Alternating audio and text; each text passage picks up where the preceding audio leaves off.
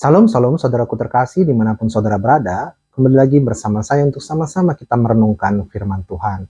Tema dalam kesempatan kita kali ini adalah kasihilah musuhmu.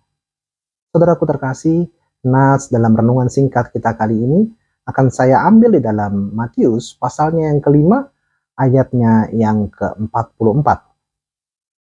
Tetapi aku berkata kepadamu, kasihilah musuhmu dan berdoalah bagi mereka yang menganiaya kamu. Saudaraku terkasih, mungkin kita pernah disakiti atau dikecewakan, saudara, oleh orang-orang di sekeliling kita. Entah itu di lingkungan rumah, atau di lingkungan kerja, atau di tempat kita kuliah, dan lain sebagainya. Saudaraku, semua orang pasti pernah disakiti, ya, dan pernah dikecewakan. Karena kita hidup di dunia pasti juga akan bertemu dengan berbagai macam karakter orang gitu ya. Tidak semua orang itu bisa menjadi apa yang kita inginkan, yang kita harapkan. Tidak.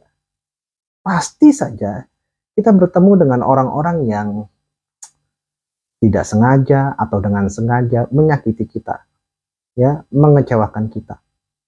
Saudaraku terkasih, dulu kita mungkin pernah disakiti dan membuat hati kita sangat hancur.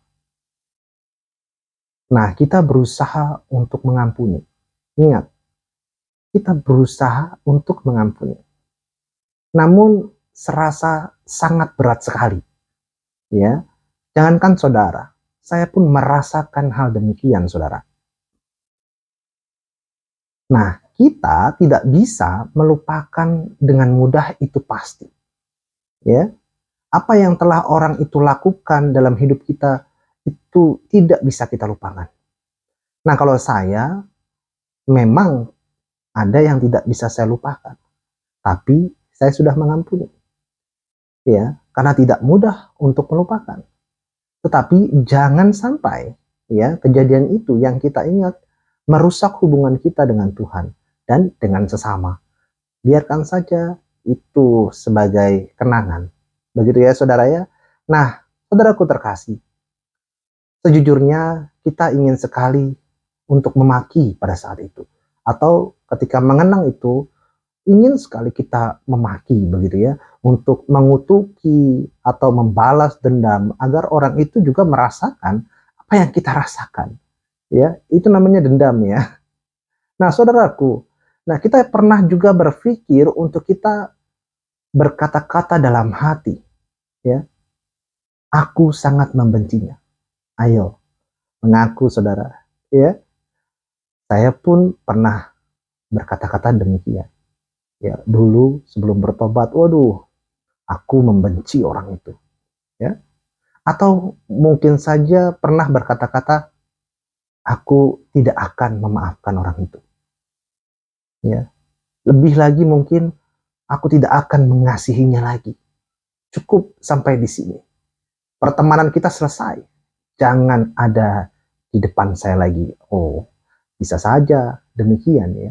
Nah, bagaimana kita bisa mengasihi seseorang yang sudah membuat hati kita hancur? Mustahil, begitu ya. Pasti kita akan bilang mustahil, mustahil bang, gitu ya. Itu tidak mudah bang, itu mustahil bang, ya, sangat mustahil. Itu tidak semudah membalikan telapak tangan bang. Coba ya kita disakiti begitu rupa, dikecewakan, lalu mengampuni bahkan disuruh mengasihi, berat bang, berat. Oke. Gini. Sejujurnya, semakin kita tidak bisa mengasihi, maka semakin kita tidak bisa mengampuni, saudara.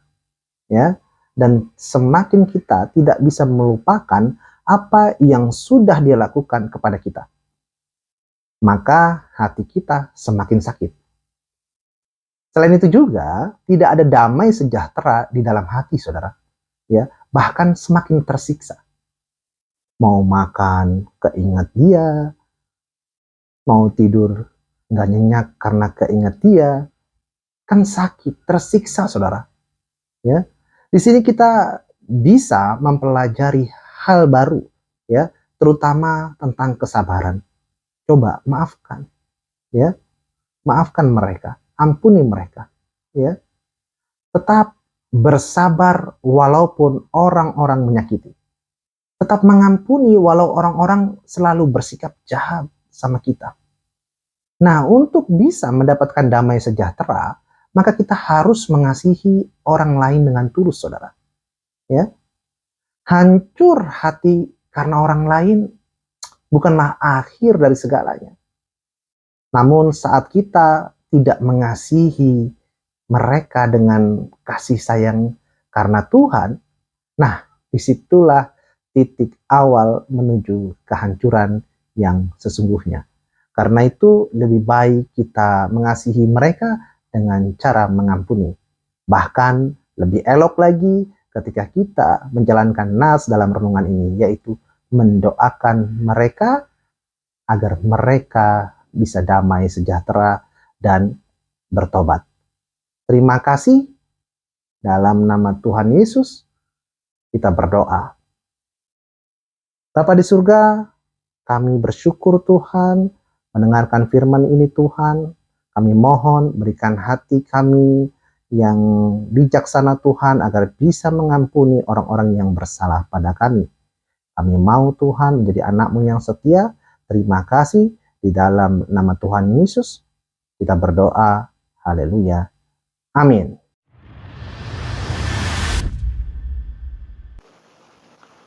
Saudaraku terkasih, bila mana saudara merasa diberkati oleh video-video ini, saudara bisa membagikan kepada orang-orang terdekat saudara. Terima kasih. Tuhan Yesus memberkati. Salam.